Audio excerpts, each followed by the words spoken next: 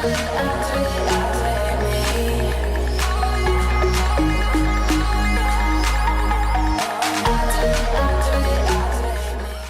up, ladies and gentlemen, and welcome to another edition of Whiteboard Wednesdays, whiteboard every day.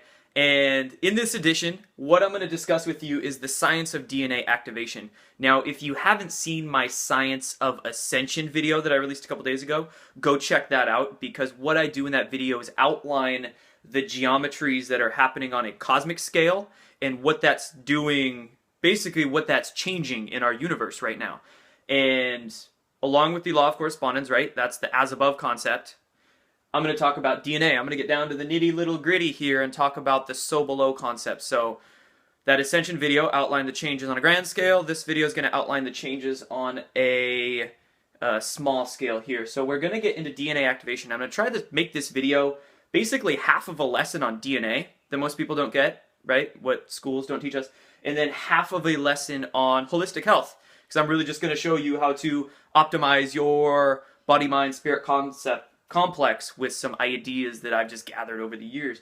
Now, first we're going to get into the geometry of DNA. And I'm going to put up a screenshot of a 2D cross-section of DNA. Just look at this. You can look straight into it and just let it hypnotize you, and it activates your pineal in the process. It's freaking beautiful, and you can see all the sacred geometric patterns that are around it.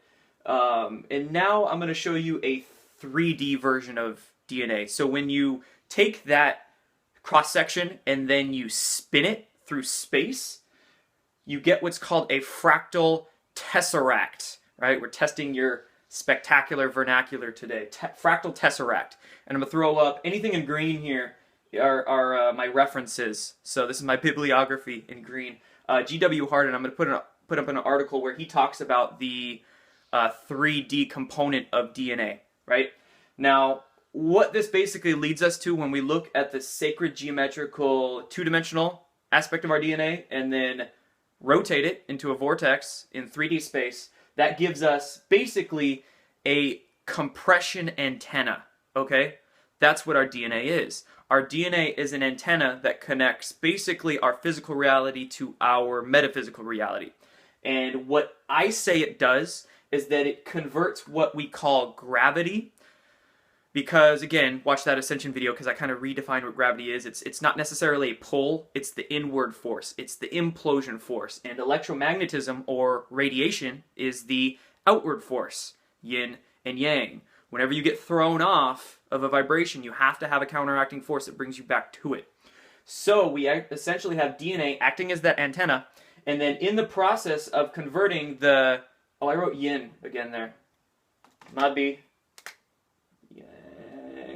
So going from yin to yang creates biophotons in the process. And you can look into the work of Fritz Albert Popp here, who is very popular. I'll link an article down below called Is DNA the Next Internet? By a guy who discusses a lot of his work and what he does, showing that our DNA actually emits photons and our DNA repairs itself through a process called photo repair.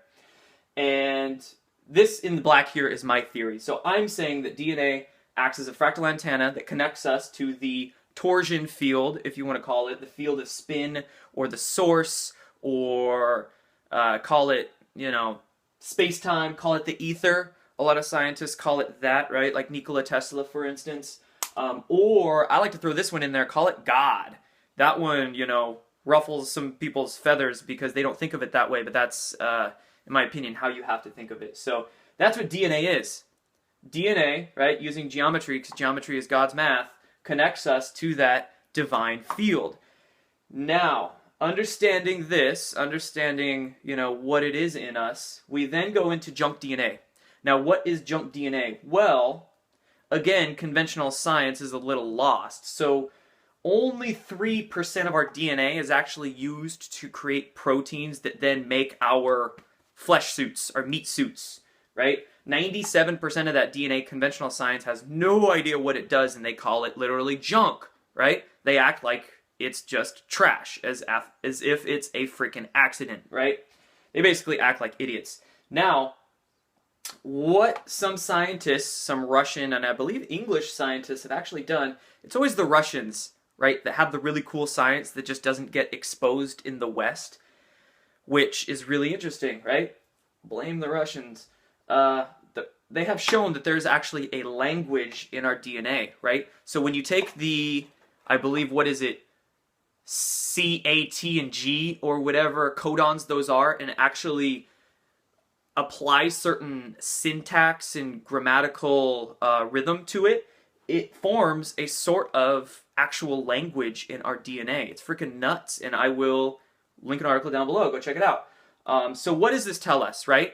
Well, we have an antenna. We have an antenna that connects us to this all-pervasive field that has a language in it.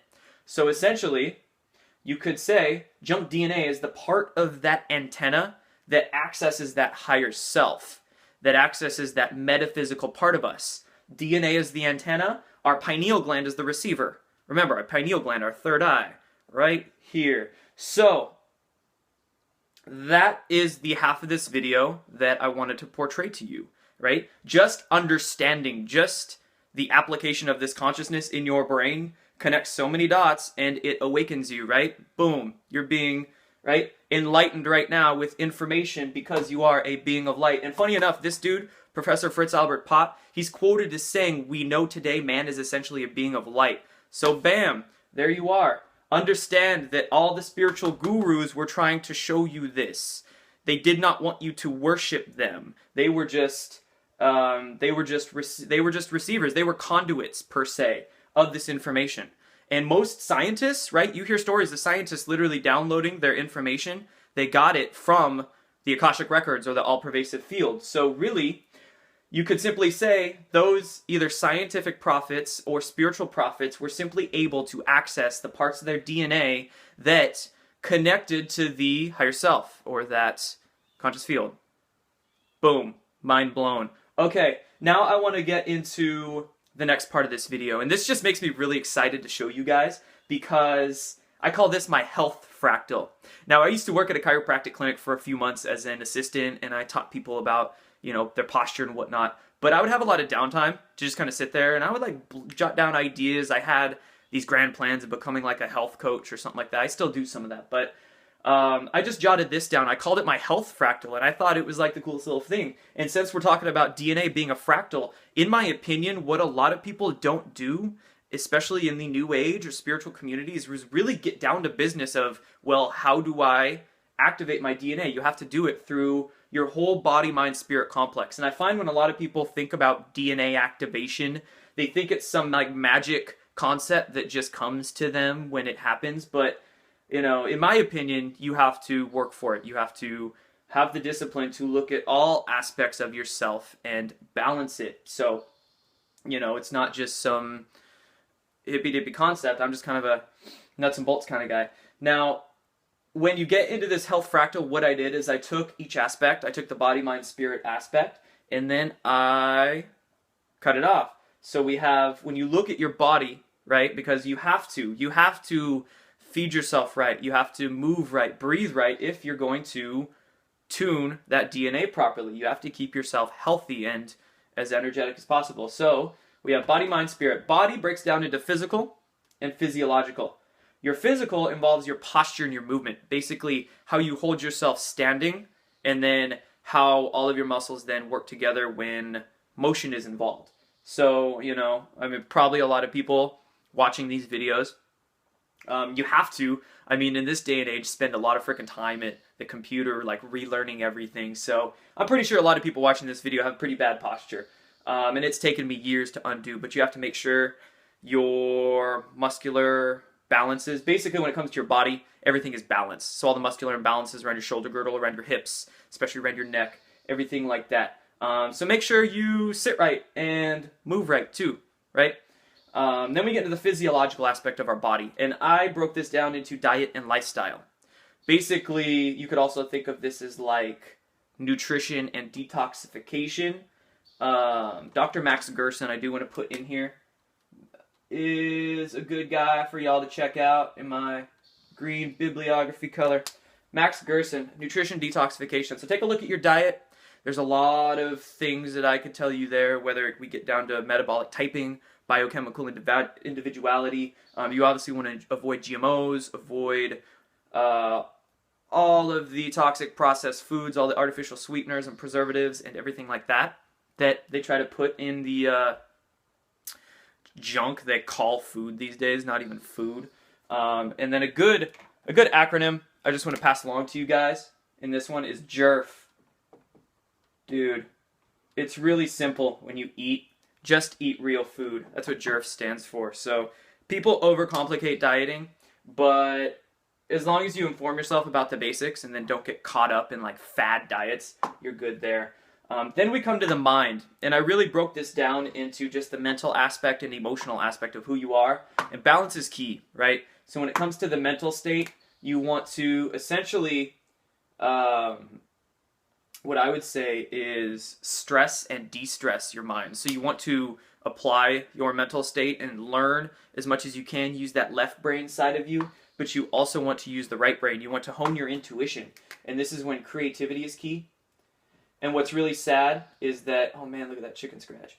What's really sad is that in our society, we are so freaking left-brained from just academia and, I mean, primarily education and academia, but the state of just how most people live and then the environments that they get their children to pass down to. It's just, our culture is so left-brained, and culture is so valued in our schools. I'm not many years, about 10 years out of high school, but they tried to drill culture into our heads, and I'm realizing now that that was bullshit. And we have to bring back creativity into the picture. Our right brains, right? I'm really right-brained, so I'm like opposite in this regard, but, you know, that's just me. But do things that bring creativity back in the picture, and that could be anything. You could sing, you could paint, you could dance. I classify sport into the mix. I play soccer, so that's big creative release for me, is just going to play, and it's almost like I consider that a meditation for myself. So boom, meditation, that could be how you connect with your intuitive self a little bit more so. But anyway, you find what works for you, you do you. And now spirit. So we got body, we got mind, and we got spirit. And the spirit component of it, I took this from Paul Chek, which I recommend all of you go check out. He is an absolute holistic health, body, mind, spirit, soul guru. He had an idea called the I, we, all. And you basically try to honor each one of these. You honor them with specific core values that you set for yourself. And you try to honor you, right? Self-care, self-love. A lot of people almost feel bad for not putting themselves in situations that don't serve them, or they feel there's so much guilt in our society. People feel guilty for like everything, but sometimes I say there's a difference between self-centeredness and selfishness, right? Self-centeredness, you have to be self-centered because, what was it? Know thyself, right? Written on the Temple of Delphi in Greece. You have to know thyself and be centered around yourself or grounded in who you are to, right, not be walked on. But if you're selfish and you're serving yourself instead of serving others, well, big difference. So I often make a important distinction between the two. So we have the I, the we, which is like your friends and family, who's close to you, who you interact with, could be business partners, anybody who you have direct relationship to. You want to serve them as best you can, again, without being a doormat, do no harm but take no shit. And then all. So what are you doing for humanity? What are you put on this earth for? To serve your greater collective. What I do, I make these videos. I put whatever freaking thoughts I have out there because that's what we need these days. We're in an absence of good ideas, an absence of consciousness. So that's what I do. You do whatever you want to do. Maybe you paint. I suck at painting. I suck at drawing, but that could be what you bring to this earth is beautiful artwork. Whatever you want to do, do it. And I also wrote down these right here, these three guys, because they have been instrumental in me and what I have learned and read and done and understood. Archetyping, which is a big, I'm going to make videos on this as well. I'm still diving into it and trying to understand it. I mean, that's the great thing about doing these videos, and what, for instance, like the law of one spiritual teachings have said, we're really here on this planet to teach and learn. I learn a shit ton when I make these videos because I study this and write it all down, and I'm like, oh, I gotta, know what I'm saying and act like I know what I'm talking about so people don't talk crap about me. Can't give the trolls anything to feed off of. So I study a lot for this, and then I teach it to you guys. And if I'm wrong in any of this, I do get called out, and I humble myself and say, yeah, I'm wrong. So really, teaching and learning, boom, that's how you come to understanding, is doing both of them. And these guys I've done a lot of learning from. Carl Jung, Joseph Campbell, and Dr. Robert Moore. They all, Campbell and Moore are more contemporary, more modern. Jung was about 100 years ago. But these all deal with the subconscious, the unconscious aspects of ourselves, and how basically you can better yourself as a spiritual human being, and how you can come to know thyself through archetyping and understanding your own psyche, your own personality, psychoanalysis. So highly recommend all of them. I'm reading a book of Jung right now that was written by Joseph Campbell. He has a great book called not only The Power of Myth, but The Hero's Journey. And The Hero's Journey is great because that essentially describes the coming to enlightenment that each one of us comes to individually, but also humanity as a whole right now. Again, the archetype of the hero, and how we are going through that dark night of the soul. And that's what I'm trying to help you guys navigate through with these videos, is going through that dark night of the soul. And then Dr. Robert Moore, and he does archetypes with, he has a book called The King, Warrior, Magician, Lover. And it's this fantastic description of how you can use each one of those archetypes, the king within you, the magician within you, the lover within you, and then the warrior within you, and how you can balance them. Again, balance is key with our body, mind, spirit. So anyway, sorry guys, I got a phone call there that cut off my video. Anyway, I was just about to end it, and I wanted to say thank you for watching this. That was the science of DNA activation. I threw a lot of information and a lot of my experience at you guys. Check out everybody I mentioned because I resonate with their work. I'll link a bunch of stuff down below, and I appreciate all the support, all the sharing of these videos, all the kind things you guys tell me, all the messages and emails you send my way. And if you have any suggestions for more videos or any questions you want me to answer, I mean, I can make videos off your guys' questions, so throw them down below. And then thank you for all your support via PayPal, and I'm going to get on Patreon a little bit more so. And I got a lot of good news coming up, big things in the future, so peace out, guys.